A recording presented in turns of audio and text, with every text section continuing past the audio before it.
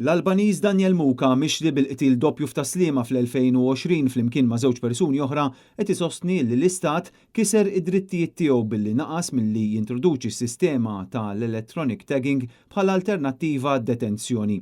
Dan hekk kif il-qorti fl-aħħar xhur kemm il-darba ċaħdet it-talba tiegħu għal-libertà proviżorja. Wara li qatt ta' sentejn u nofs f'kustodja preventiva, Daniel Muka ressaq dan il-każ kostituzzjonali kontra s-sistema legali Maltija. Muka jinsab akkużat bl-assassinju ta' Christian Pandolfino u Ivor Maċjowski illi inqatlu b'tiri ta' arma tan-nar f'darhom stess f'Taslima fit-18 ta' Awwissu ta' 3 snin ilu. Żewġ tirġiel oħra, id-Danis Jesper Christiansen u Viktor Dragomanski mill-Maċedonja qed jistennew ukoll biex jgħaddu ġuri f'każ illi l-investigaturi jemmnu li rriżulta minn serqa li marret ħażin. Meta Muka ġie arrestat brabta ma' dan il-qtil huwa kien diġà suspettat f'każ ta' serq ta' ġujellerija u attentat taqtil ta' żewġ pulizija u kien barra b'garanzija personali.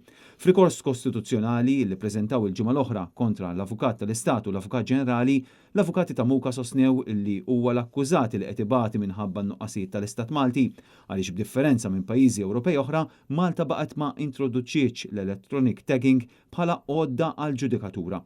L-avukati argumentaw illi l-electronic tagging ilu jintuża mill-awtoritajiet ġudizzjarji Ewropej sa mis-snin design u minn dak iż-żmien żviluppa ħafna f'konformità mal-avvanzi fit-teknoloġija kif ukoll fir-rigward ta' drittijiet tal-akkużat u dawk tas-soċjetà in ġenerali.